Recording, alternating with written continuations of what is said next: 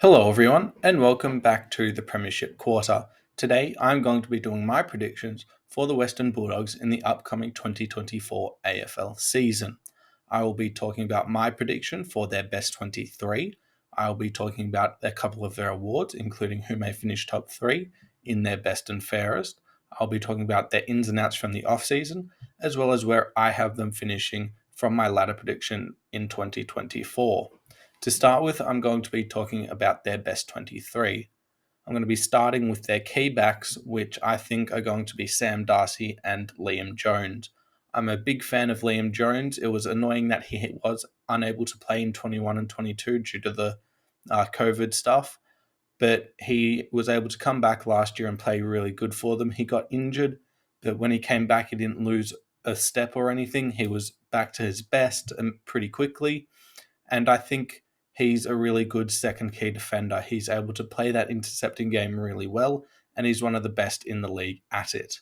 But I think there's a bit of a worry in terms of their actual lockdown key defender. I've got Sam Darcy in there at the moment, but I that's just simply because I don't trust anyone else on this list. I think Alex Keith is more of a third defender. I don't see him being your first key defender. I don't think he's good enough. And I also don't think someone like Josh Shackey will be able to do that. And Jed Bustling is a bit too young at the moment.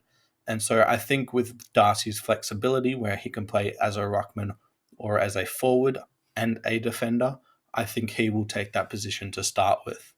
In terms of their mid-sized defenders, I've got Nick Caulfield, who's a new recruit for them. He unfortunately has just not been healthy for the last two seasons at St Kilda, and he's just got great potential. He's a similar build to like a Nick Vlosten, where I don't see him getting to a Tom Stewart level, but he can absolutely be when he's at his best in the conversation for All Australian 44 man. Because in 2020, when he was healthy, which was his best season, he was third in the league for most marks and was a really important intercepting player for St Kilda. The other one is Bailey Dale, who's more of your running halfback, but he is slightly bigger than what you would assume. He's a very good player. He's a great kick. He had a slight drop off in the early half of last season, but I think he's going to be able to get back to his best this season. And then I'm a huge fan of Ed Richards. I think he's one of the most underrated and under talked about defenders in the league. He's great one on one. He's great as a lockdown, but he's also been able to develop more as a running halfback. And his kicking with his left foot has been really important to the Bulldogs over the last two seasons.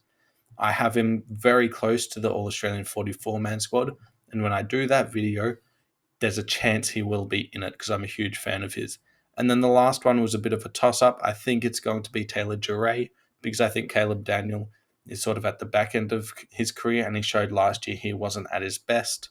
And I'm just not sure if he's going to be good enough again this year to be in their starting 18. In terms of their wingers, it's going to be Bailey Williams. He can also play half back. He can switch with someone like Bailey Dale. But I think he's a pretty good player. There's not a lot wrong with his game. He's a great kick. He can kick goals as well, which is important for a winger to be able to have that in their game. And the other one is Oscar Baker, who he's just sort of an average player. He can impact the scoreboard at times, but I don't think that's a great ability of his. He's a good runner, absolutely, but I think his kicking can definitely have some improvement. And I think also as a defensive winger, he might need to improve a little bit. In terms of their forward line, as I said, with Darcy being more of a key back, I think the first three are pretty obvious, being Lobb, Norton, and Ugle-Hagan. Lobb's that backup ruckman that you have in your forward line. Norton's your number one key forward, but you've also got Ugle-Hagan who can be that as well. So I think this season is going to be the one which shows who is going to be their key to their future. Norton has struggled a bit with his accuracy, and same with Ugle-Hagan. They're both left footers, but they've also both struggled to stay consistent during the season. Ugle-Hagan, that's more understandable because he is younger by I think 3 years. But I think it's time for at least one of them to properly break out and take this forward line under their control. I don't think either of them have done it before, and it needs to be time for them to do it now. In terms of their small forwards, I've got Cody Waitman is their only true small forward. He, in my opinion, is one of the more overrated players in the competition, simply because I think with the way he plays, it's just not conducive to great football. It's difficult for him to watch him, even though he can be exciting at times. I think with the way he ducks his head, it's really difficult, at least for me, to watch. I don't enjoy it. It's similar to someone like Ginnivan. You can rate them as players, but if it's tough to watch, then you're not really going to enjoy watching them. And then in terms of their two midfielders, I've got Adam Treloar staying on that half forward role. I think Jack McRae goes into more of a midfield role this season compared to playing more as a high half forward last season. And I think Treloar is able to be a bit more damaging in the forward line. And then the other is going to be Riley Sanders. With the loss of Bailey Smith, I think he makes the team automatically. And I don't think they're going to launch him immediately into the midfield. Showed great signs in their preseason match from the very little that I watched. I think I got about 5 minutes, but he looks kind of similar in the way he puts his clothes on to Jason Horne-Francis, and with the gold locks as well, it's quite similar. And so I actually see him being very similar to what Horne-Francis has done in his career so far. In terms of their midfield, they've got one of the best ruckmen in Tim English. He's so good around the ground. He moves like a midfielder, and his performance in the ruck last season was great as well. And that's the bit that he added to his game that took him to the next level. And so he probably will be again top 3 in contention for all Australian ruckmen this season. Bontempelli, best player in the game. So this last season, not much to say about him. Libba is just a genuine pig in the contest. There's nothing more you can ask from him in terms of contested possessions, and it's just been unfortunate he hasn't been able to make an All-Australian team in his career. And the last one I've got is Jack McRae. Obviously, I talked about him a little bit before. In terms of their bench, I've got Caleb Daniel and Jason Johannesson as that half-back winger combination. I think either of them can play either role. Johannesson played a bit more up the ground than what he had been in his career last season, and is able to use his kicking to a better ability, I think, with the breakout of Dale and Richards. And then you've got Caleb Daniel, who I talked about already. Jason Harms as well. James Harms, not Jason Harms. I think he's a pretty good pickup actually for them, especially with the loss of Bailey Smith. He's an experienced player, and if he plays to his best, he's actually going to be a pretty good player, I feel, for them this season. And then their last small forward for me is going to be Arthur Jones.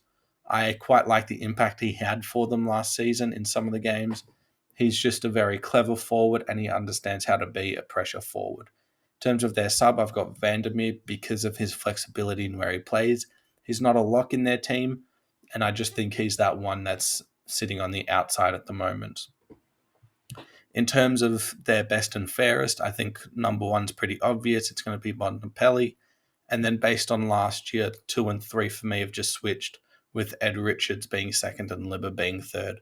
I think Libba probably performs at the same level he did last season, but I think Ed Richards takes a step forward, and he obviously is really rated by the coaching staff. And even though they changed it, I don't think he's just going to get better, and he'll improve to second. I don't think anyone's got a chance at first.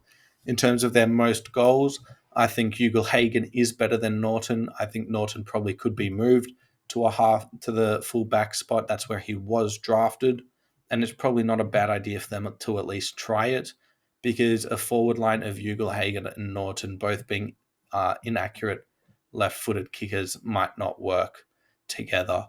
How many times have we seen two key forwards really win a premiership together? Last time I can think of was 2008 with Buddy and Jared Roughhead.